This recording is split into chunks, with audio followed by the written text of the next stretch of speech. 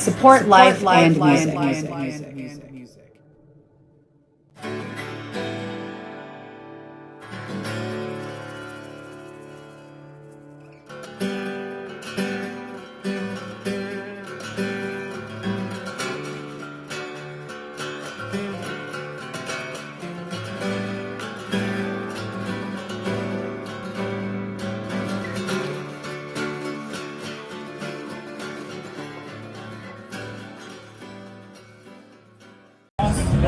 Hey everyone, it's very noisy here at the NAMM 2026 convention. This is Jack Mangan from Support Life and Music, and today we're honored to talk with one of the great inventors in music history, Dr. Karlheinz Brandenburg. I completely bungled his name already, apologies, but it's an honor to talk to you today.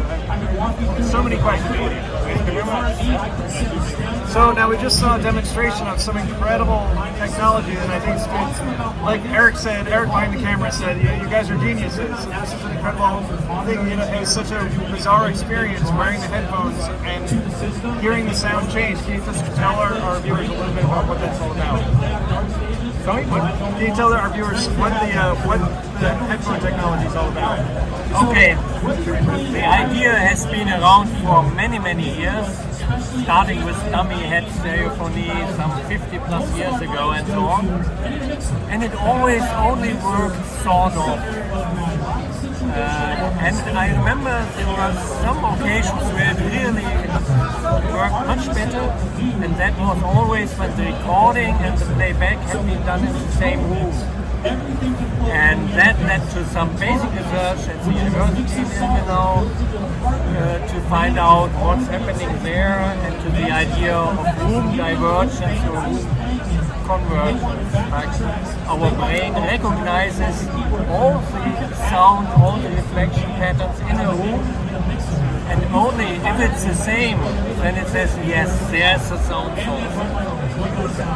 That's a necessary part. That's why we here yesterday did a short recording of the room acoustics from these loudspeakers to an omnidirectional microphone in the middle to capture the room acoustics. And then use a very simple model. The other part is whenever you're moving, your brain knows you're moving and adjusts what it hears to where it thinks you are and so on. So, if you are just headphones on, don't move, and just the normal two channels, and you turn it out and start moving, the brain says, no, something is wrong, the sound must come from within your head. To get the externalization, you need tracking, in fact 6 degrees of freedom tracking, which must be very fast, because if you turn the head, the world shouldn't rotate with you, it should stay stable. And yeah, based on some basic research from other places, we put that together a few years ago, and now are selling it as the first generation of a product to professional people who want to have the sound like their stage, but either don't have enough places to play back. It's all a different ideas. In fact, there are here some people from universities who have already such a system in their studios. That's amazing. And then you talk to us about what is the configuration process like of tuning into a specific room or environment. What you need to do is to have some example positions of sound sources. Of course, later on you can interpolate and so on. But it's good to start with certain positions. And you do a room impulse response, which is always not of the room itself, but from a source position to a sync position. So as a sync, we take an omnidirectional microphone, we play a scene sine sweep, and from that we get room impulse responses. And these are then put into a model, which is very simple. It's a shoebox model.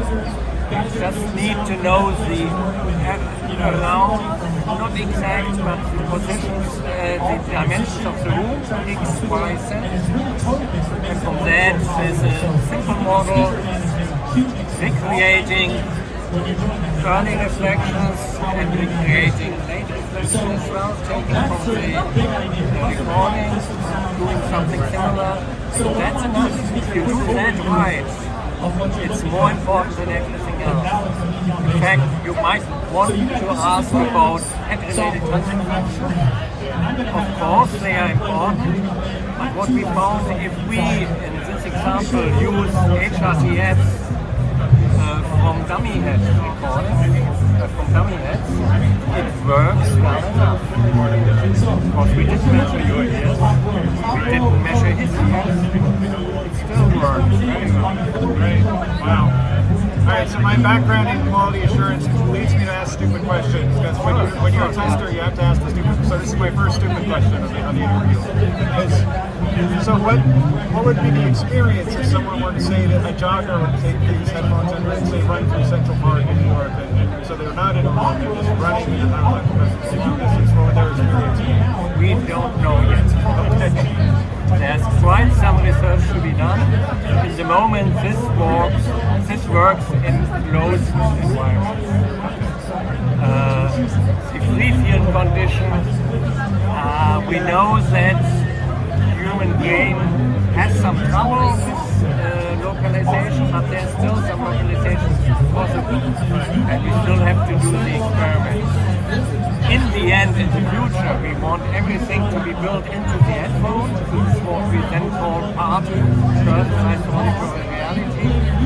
And the headphones should continually adjust to what the acoustic properties of the room around us are.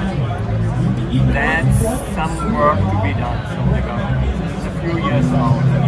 Okay.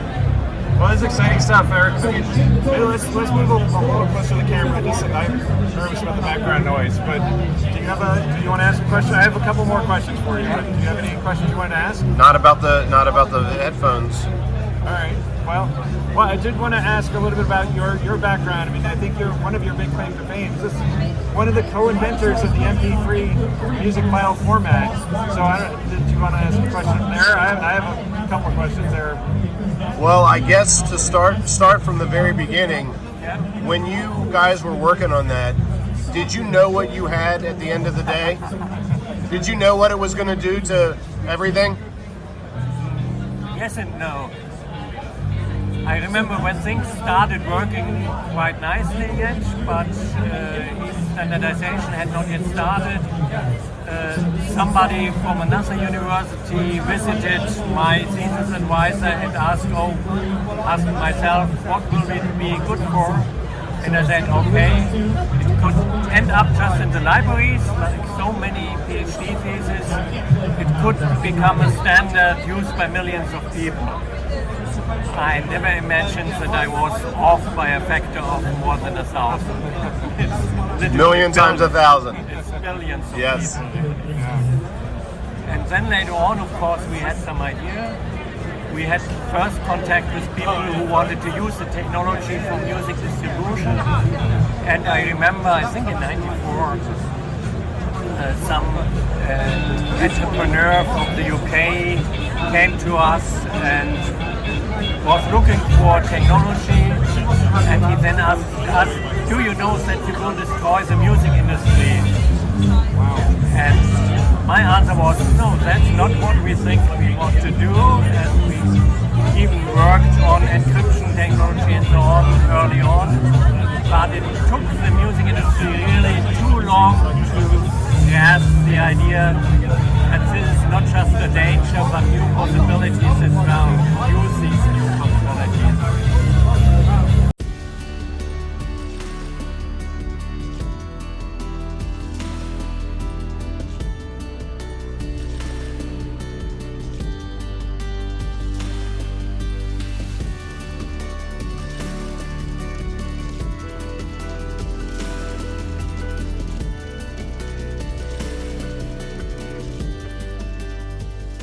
Hello, everybody out there. This is Rich Catino over at Metal Asylum on Facebook, and I write for Brave Words in the Metal Hall of Fame, and also the New Wave of Traditional Heavy Metal at Sea of Tranquility, where we talk about all the great new music that's out there from, your heavy metal bands from the new generation.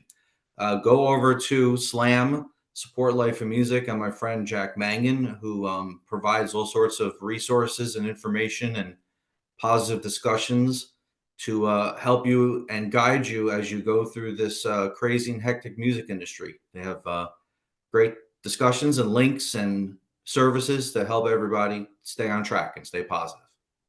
Cheers. All right, we're back. It's a location change. Here we are. Dr. Karlheinz Brandenburg, the inventor of this incredible Okeanos Pro sound technology. Yeah, have a look. It's absolutely mind-blowing. We're talking about that. And also, his other claim to fame is a co-inventor of the MP3s. We're talking a little bit about the cultural impact. So do you have advice for musicians, sound engineers, of the best way to utilize the MP3 for their, just for their careers? I think it's a nice tool. It's been used already for sending demo tapes and stuff like that, in compressed format. But in the studio, you shouldn't use MP3 or such. You should really keep to the best quality available in the studio. Because each time you do decoding, encoding again, you reduce the quality. And what is near perfect in the beginning then might have organ and artifacts. So that's what you want to avoid. All right, that's good advice, yeah. And I'll tell a quick anecdote. I remember it's probably around in the late 1980s, late 1980s, a friend of mine had an Atari 8-bit computer, an Atari 800, and I remember him playing. He put in the floppy disk and said this. He played 3 seconds of a Rush song and said, "This is the future." And I don't even know what. I don't even think that was that. What do you think that would have been? A predecessor, I don't know. We just distribute software yet at that time. But were you interested in early 90s? Yeah.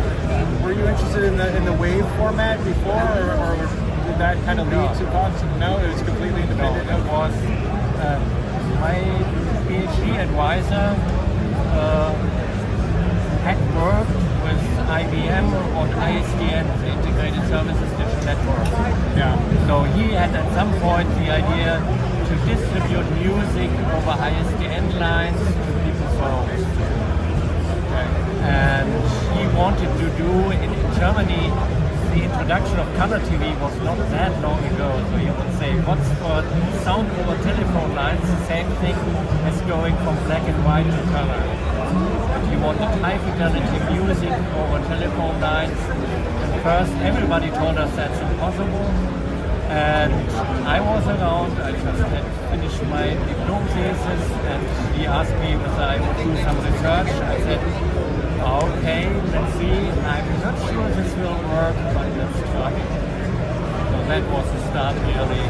And then after some time, after first successes, we got then more and more people in the group. We got public funding from German government and collaboration with other companies around Europe and so on. Wonderful. And it's amazing that that you continue to invent. Like I said, this technology could really change the way people listen to music. It could change the world. So, my hat is off to you. I think I have one more. I don't know if you had another question. I have one more question. I have a good wrap-up question, I think. So. Okay. Then I'll ask mine, and then Eric will take us out. And actually, my question's a little bit not related to technology. A lot of what we do at Support Life in Music is about helping musicians kind of through the hardship. So my question for you is, what is your advice for musicians and non-musicians and just music lifers to just live a happy life? What's your advice? I think music is now reachable much more than it ever was. And the same is for the tools you need to produce some music. Just don't give up on quality. Look for what's the best available. Even if it's a home studio,